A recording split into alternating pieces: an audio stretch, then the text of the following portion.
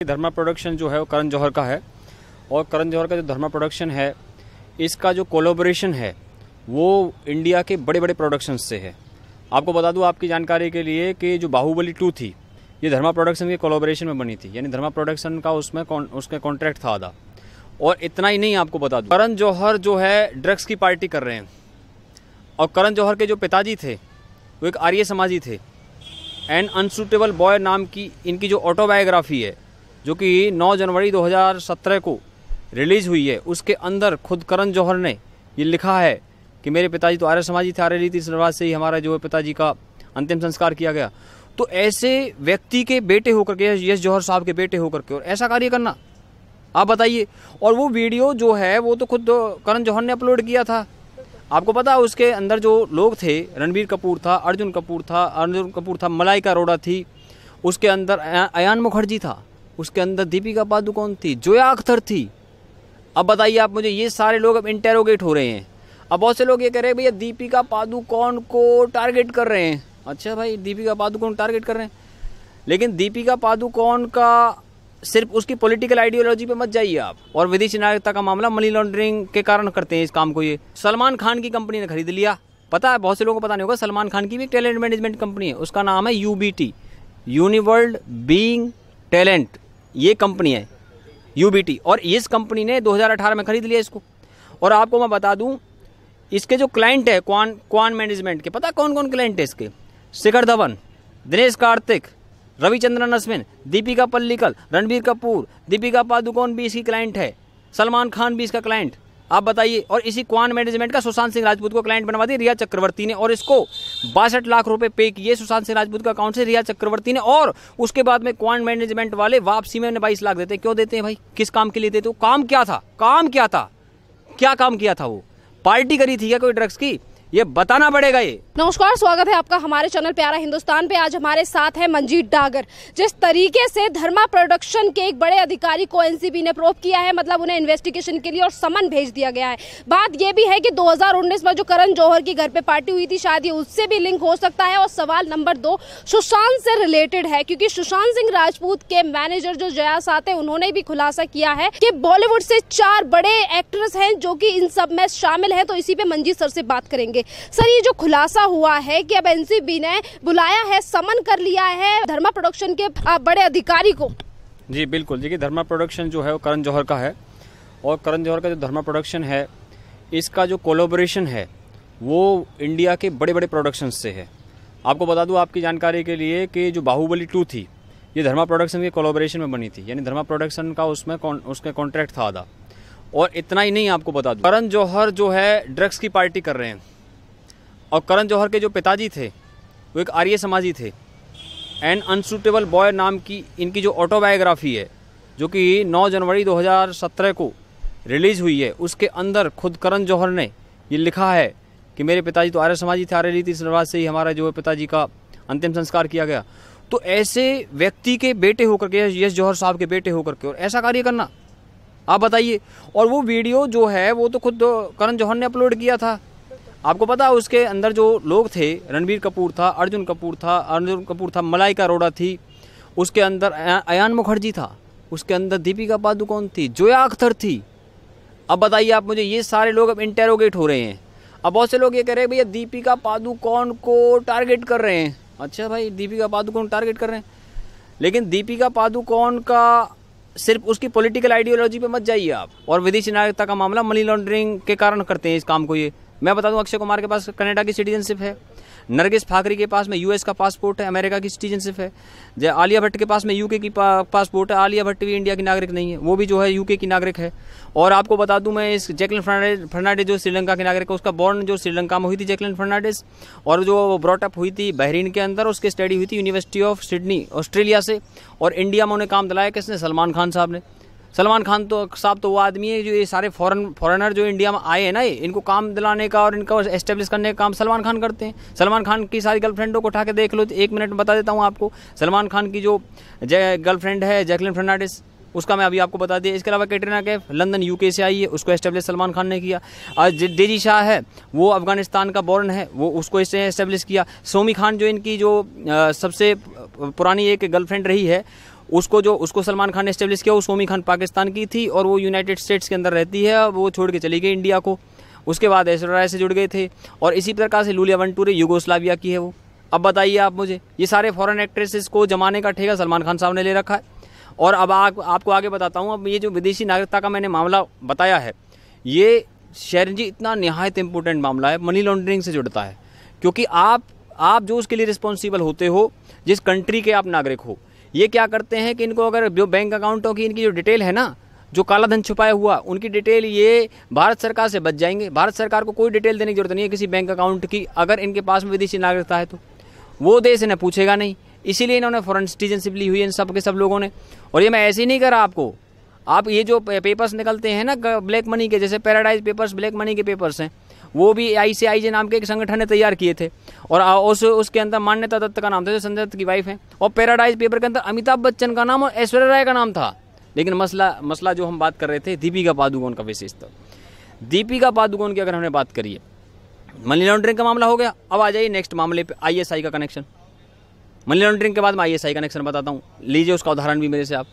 7 जनवरी 2020 को दीपिका पादुकोण JNU में गई, और ये क्यों गई? NK सूद जो रॉ के ऑफिसर हैं, उन्होंने आरोप लगाया है कि अनिल मुशर्रत ने 5 करोड़ रुपए इनके अकाउंट में जमा करवाए हैं, और वो ISI के एजेंट है, UK के अंदर रहते हैं, मैनचेस्टर के अंदर। और अनिल मुशर्रत जो है वो एक MGR ग्रुप नाम की एक रियल एस्टेट कंपनी चलाते हैं। बिजनेसमैन ऑफ द ईयर का अवार्ड UK के अंदर मिल चुका है। इमरान खान के लिए फंड रेज कर चुके हैं, पाकिस्तान तहरीक इंसाफ पार्टी के जो प्रेसिडेंट हैं, और जो UK के 550 जो रिचेस्ट पर्सन्स हैं उनकी लिस्ट में वो शामिल हैं। तो उसने इतना इन्फ्लुएंस खड़ा कर रखा अपना। और आगे भी बता देता हूँ, अप्रैल 2018 के अंदर सोनम कपूर और आनंद आहूजा की शादी में अनिल मुशर्रत आया था। अब बताइए आप मुझे, ये सब क्या गेम चल रहे हैं? आप बरगला रहे हो इस देश के लोगों को। और बताऊं शरण जी, ये सब चीज़ जो चल रही है, ये समझते जिस काली अंधेरी दुनिया में तुम हो ना, उनके बारे में किसी को पता थोड़ी है। तुम अपने आप में बहुत स्मार्ट हो। ये तो इतने तेज बन रहे थे, ये तो सुशांत सिंह राजपूत की खैरियत भी पूछने नहीं गए उसके पिताजी के घर पे। एक सॉन्ग था ना सुशांत सिंह राजपूत के छिछोरे फिल्म के अंदर, खैरियत पूछो कभी तो कैफियत पूछो। तुम लोगों के बिन दीवाने का क्या हाल है, दिल मेरा देखो ना मेरी हैसियत देखो, तुम्हारे बिन जीना एक दिन जीना भी 100 साल है। तो ऐसा ही सॉन्ग है छिछोरे फिल्म से, खैरियत नहीं पूछते। और जो लोग इनके फेवर में खड़े होते हैं सुशांत सिंह राजपूत को, उसका बायकॉट होता है। जैसे विकास गुप्ता, बिग बॉस 11 के कंटेस्टेंट, पिछले बिग बॉस सीजन्स में भी एज ए गेस्ट गए। उसने ट्वीट करके कहा है कि क्योंकि मैंने सुशांत सिंह राजपूत के लिए लड़ाई लड़ी है, उसके लिए मैंने कैंपेन खड़ा करने की कोशिश की है ट्वीट करके, तो मेरे को जो है बिग बॉस का जो फिलहाल सीजन हो रहा है उससे मुझे बायकॉट कर दिया गया है। और आपको मैं और बता दूं आगे की बात, इन लोगों ने बचने के ऐसे तरीके निकाले हैं। तीसरी बात पे आ जाइए। एक व्यूवर्स का ये बहुत सवाल होता है हमसे कि भाई इंटरनेशनल फ्लाइट तो बंद है, जा कैसे रहे हैं? भैया चार्टेड प्लेन है इनके पास में, अपने प्राइवेट जेट, प्राइवेट हवाई जहाज हैं। अब दीपिका पादुकोण आज अपने प्राइवेट हवाई जहाज से आ रही है ना, तो किस किस के पास है? सबसे पहले 2010 में अजय देवगन ने हॉक 800 नाम का एक प्राइवेट जेट, एक प्राइवेट हवाई जहाज लिया था। उसके बाद सलमान खान ने भी ले लिया, दीपिका पादुकोण ने ले लिया, सनी लियोनी ने ले लिया, अक्षय कुमार ने ले लिया, करीना कपूर ने ले लिया, सैफ अली खान और उसका तो एक ही है, और सलमान खान के पास तो 2 हैं। और बता दूं जो बिग बॉस का वीकेंड का वार होता है, जो उसके अंदर ये सलमान के प्राइवेट जेट में बैठ करके ही फिल्मों की टीम अपने प्रमोशन के लिए बिग बॉस के हाउस में जाती थी। वो लोनावाला में पड़ता था पहले, क्योंकि वो मुंबई से 80 किलोमीटर दूर है लोनावाला। और अभी जो फिल्म सिटी गोरेगांव के अंदर बिग बॉस का सेट है, हालांकि सलमान तो उसे अपने फार्म हाउस से ही बिग वीकेंड के वार को करेंगे। लेकिन सबसे बड़ी बात जो मैं यहाँ पर बता रहा हूँ, ये सारे जो गेम चल रहे हैं, देखिए हम ये पीढ़ियों को बचाने की लड़ाई लड़ रहे हैं, हम इस देश की पीढ़ियों को बचाने की लड़ाई लड़ रहे हैं। और इसमें ये मल्टीपल गेम्स सामने आ रहे हैं। और मल्टीपल गेम्स कौन कौन से? अभी मैंने मनी लॉन्ड्रिंग की चर्चा करी, ड्रग्स के मामलों की चर्चा करी, और इनकी फॉरेन सिटीजनशिप उससे जुड़ी हुई है, उसकी मैंने चर्चा करी। फॉरेन सिटीजनशिप से आपको एक चीज़ और ऐड करा दूँ मैं आपको। देखिए हालांकि ये बात थोड़ी सी डिफरेंट हो जाएगी, बात हम उसकी कर रहे हैं, लेकिन फिर भी मैं आपको बता देना चाहता हूँ फॉरेन सिटीजनशिप से किस तरीके से लाभ उठाते हैं। इसका सबसे बड़ा एग्जाम्पल राहुल गांधी है। राहुल गांधी ने ब्रिटेन की सिटीजनशिप एक्वायर की थी, प्राप्त करी थी, और ये जो है उसने इनकम टैक्स डिपार्टमेंट के जो यूके के इनकम टैक्स डिपार्टमेंट के डॉक्यूमेंट है उनमें दर्ज है। क्यों अगर दर्ज है? क्योंकि यूके के अंदर इसने 2003 में कंपनी बनाई थी बैकऑप्स लिमिटेड नाम की। उस कंपनी के अंदर अपनी सिटीजनशिप के सामने राहुल गांधी ने वो लिखा है ब्रिटिश, और उसका जो एड्रेस था वो था 2 फ्रोजनल वे लंदन, और उसके बाद में उस एड्रेस को चेंज करके इसने बाद में कर दिया 51 साउथ गेट विंचेस्टर। और आपको बता दूं 15 नवंबर 2015 को सुब्रमण्यम स्वामी ने प्रेस कॉन्फ्रेंस करके राहुल गांधी के ये सारे ब्रिटिश सिटीजनशिप के पेपर दिखाए थे। कहाँ पे? कॉन्स्टिट्यूशनल क्लब दिल्ली के अंदर। ये विद डॉक्यूमेंट दिखाए सबके सामने। ऐसे ही नहीं है सारा मामला। और सेरन जी मैं आपको बताऊं, ये सोचते हैं कि भाई हमें कौन निकाल सकता है। इन लोगों ने अपने सारे काम, इनके काले कामों को छिपाने के लिए पीआर एजेंसी रखी हुई है। PR agency talent management company. अब देखो ये सारे ड्रग्स की पार्टियां कौन करवा रही थी? पीआर ये करवा रही थी ना, talent management company. Talent management company क्या होती है कि ये आपके लिए आर्टिकल छपाया करती मीडिया में आपकी इमेज को कैसे पेश करना ये टैलेंट मैनेजमेंट कंपनी देखती है। अब टैलेंट मैनेजमेंट कंपनी जो है क्वान मैनेजमेंट करके कंपनी है जिस पर ड्रग्स की पार्टियां करवाने का आरोप है। ये कंपनी के अंदर काम करती थी जया साहा के साथ में रिया चक्रवर्ती की ड्रग चैट है, और उसी जया साहा के माध्यम से इस कंपनी का जो पता है, इस कंपनी का जो सीईओ रह चुका है अनिर्बान बिला उसका नाम है, उस पर 4 लड़कियों ने सेक्सुअल हैरेसमेंट का केस लगाया है। और इसी कंपनी को सलमान खान की कंपनी ने खरीद लिया। पता है, बहुत से लोगों को पता नहीं होगा, सलमान खान की भी एक टैलेंट मैनेजमेंट कंपनी है, उसका नाम है यूबीटी, यूनिवर्ल्ड बीइंग टैलेंट, ये कंपनी है यूबीटी। और इस कंपनी ने 2018 में खरीद लिया इसको। और आपको मैं बता दूं, इसके जो क्लाइंट है क्वान मैनेजमेंट के, पता कौन कौन क्लाइंट है इसके? शिखर धवन, दिनेश कार्तिक, रविचंद्रन अश्विन, दीपिका पल्लिकल, रणबीर कपूर, दीपिका पादुकोण भी इसकी क्लाइंट है, सलमान खान भी इसका क्लाइंट। आप बताइए। और इसी क्वान मैनेजमेंट का सुशांत सिंह राजपूत को क्लाइंट बनवा दी रिया चक्रवर्ती ने, और इसको 62 लाख रुपए पे किए सुशांत सिंह राजपूत के अकाउंट से रिया चक्रवर्ती ने। और उसके बाद में क्वान मैनेजमेंट वाले वापसी में 22 लाख देते। क्यों देते हैं भाई? किस काम के लिए देते? काम क्या था? क्या काम किया था? वो पार्टी करी थी क्या कोई ड्रग्स की? ये बताना पड़ेगा ये। और दूसरी बात देखिए इसमें क्या है, इन लोगों ने ना, पता क्या है, एक सॉन्ग था कि मेरे रस के कमर तूने पहली नज़र भी से मिलाई, तो ये मज़ा नहीं आया इन लोगों को।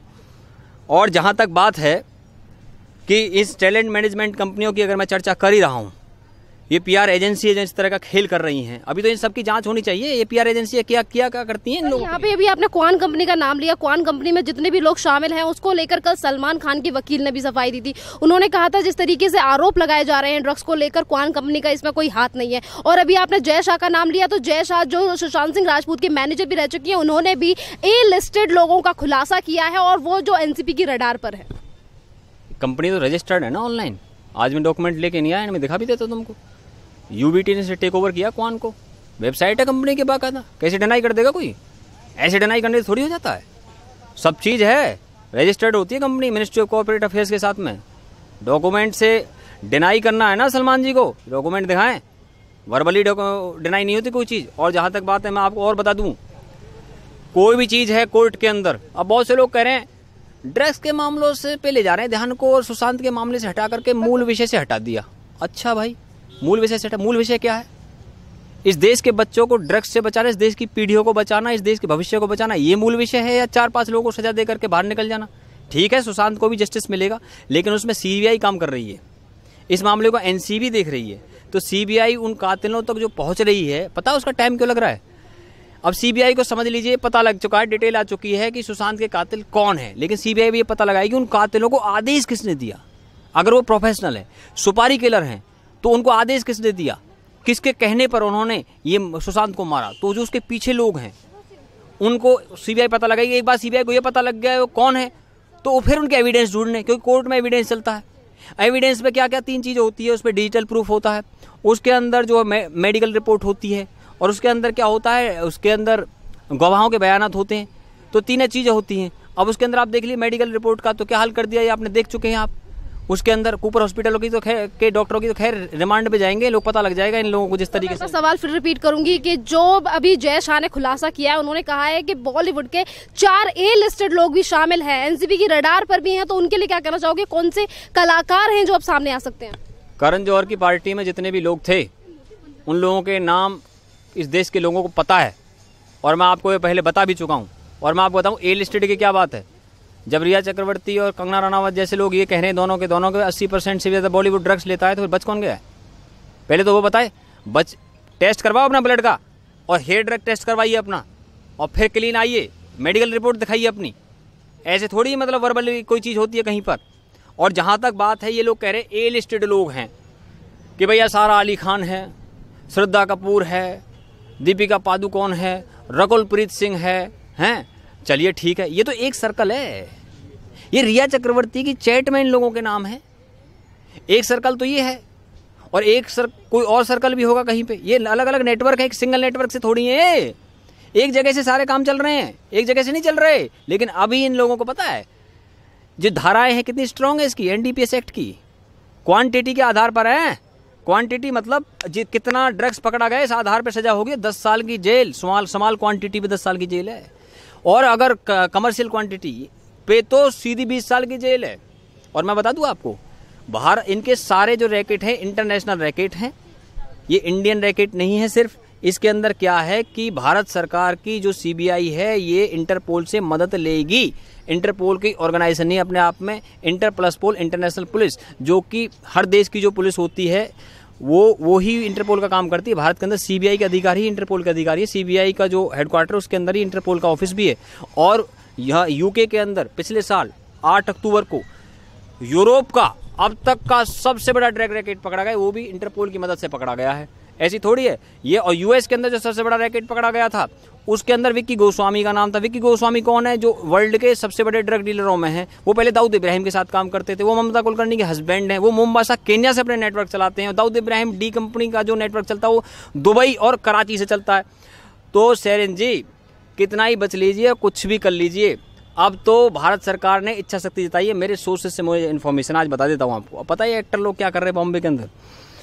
अब आईटी प्रोफेशनल बुला करके अपनी चैटों को डिलीट करवा रहे हैं, क्योंकि इनके मोबाइल को एनसीबी लेकर के चेक करेगी।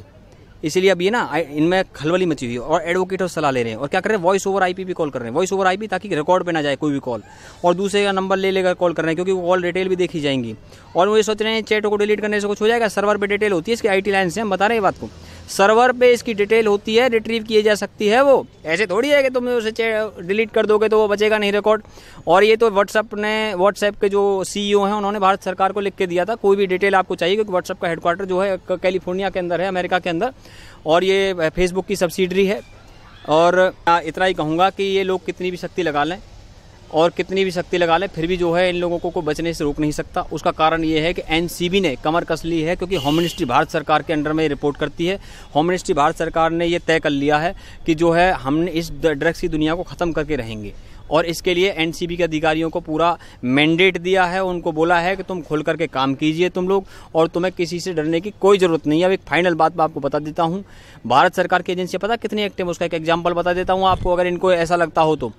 सलमान खान का कॉन्सर्ट आयोजित करवाया करता था एक आईएसआई का एजेंट रेहान सिद्दीकी, और वो ह्यूस्टन के अंदर रहता है, टेक्सास के अंदर, और वो एफएम रेडियो स्टेशन चलाता है। उसने इस साल के 10 अप्रैल 2020 को सलमान खान का कॉन्सर्ट ह्यूस्टन के अंदर तय कर रखा था, लेकिन एजेंसीज ने सलमान खान को जानकारी दी इस बात की कि आईएसआई का एजेंट है, इसलिए सलमान खान ने उसको रद्द कर दिया एजेंसी से जानकारी लेकर के। और ये बात उसी रेहान सिद्दीकी को ब्लैक लिस्ट किया। किसके कहने पे? राहुल सेवाले नाम के एक शिवसेना के एमपी ने होम मिनिस्ट्री भारत सरकार को लेटर लिखा 17 फरवरी को, और 23 जून 2020 को इसी साल में होम मिनिस्ट्री ने रेहान सिद्दीकी को ब्लैक लिस्ट करने का लेटर इश्यू कर दिया। खेल खत्म, सारी तैयारी कर रखी है। कहीं भी वर्ल्ड के अंदर, जापान से लेकर रसिया, अमेरिका से लेकर ऑस्ट्रेलिया, कुछ भी होगा, भारत सरकार की एजेंसियां तैनात है। हिंदुस्तान के लोग जो एनआरआई हैं वो भी इसमें पूरी हेल्प कर रहे हैं। वो उन एनआरआईज ने ही ह्यूस्टन से जो है ना यहाँ पे राहुल सेवाले को, शिवसेना के एमपी को जानकारी दी थी, क्योंकि जो वॉशिंगटन डीसी के अंदर भारत का कॉन्सुलेट जनरल है और ह्यूस्टन के अंदर भी है, उन्होंने जो है भारत के अधिकारियों को जानकारी दी। इन अधिकारियों ने सलमान खान को बोला, उसके बाद में वो रुका। ऐसे करके नेटवर्क ध्वस्त किए जा रहे हैं। और जो ये सोच रहे हैं ना कि हमारा पता नहीं लगेगा, अब एनआईए आ गई। मैंने खुद 4 अगस्त को सुप्रीम कोर्ट को मेल लिख करके सीबीआई, ईडी और एनआईए की जॉइंट इन्वेस्टिगेशन डिमांड की थी। सुब्रमण्यम स्वामी सर ने भी सीबीआई, ईडी और एनआईए की जॉइंट इन्वेस्टिगेशन डिमांड पीएम को लेटर लिख के की थी। आज एनआईए आगे क्यों? एनआईए जांच करती है कि इसकी काउंटरफेट करेंसी की भी करती है, टेरर लिंक्स की भी जांच करती है। तो एनआईए 2008 में बनी थी ये एजेंसी, ये मुंबई हमलों के बाद बनाई गई थी। ये क्या आतंकवाद के मामलों को देखने के लिए अलग से एक एजेंसी बनी है। इसके अंदर जो है सीबीआई के के अधिकारी और पुलिस के अधिकारी डेप्यूटेड करके रखे जाते हैं। इसका हेडक्वार्टर यहीं दिल्ली में अलग से तैयार किया गया है। और एनआईए जो है बहुत ही स्मार्ट एजेंसी है और ये इसमें मैं समझता हूं एनआईए के आने के बाद में इनके आईएसआई के लिंक भी निकलेंगे और कोर्ट में जाने के बाद सुशांत सिंह राजपूत को न्याय मिलने से कोई रोक नहीं सकता। क्यों नहीं रोक सकता? क्योंकि सीबीआई के पास सारी डिटेल आई हुई है। और व्यूवर्स चिंता मत कीजिए, टाइम अब आप टाइम लग रहे हो, अरे भैया एविडेंस ढूंढने पड़ते हैं यार। तुम जो देखिए कि उसमें कोर्ट को जाके एविडेंस देने पड़ेंगे। अब ये थोड़ी कोर्ट में जाके हार जाए हम, अब यहाँ सारी मेहनत कर लें। तो एविडेंस सारे कलेक्ट करके और जो है चुपके से वो निकाल रहे हैं। और फिर प्राइवेसी होती है, आपको कैसे बता दे भाई? सीबीआई प्रेस कॉन्फ्रेंस करके बता देगी, आपके एक एक सवाल का जवाब सीबीआई देगी।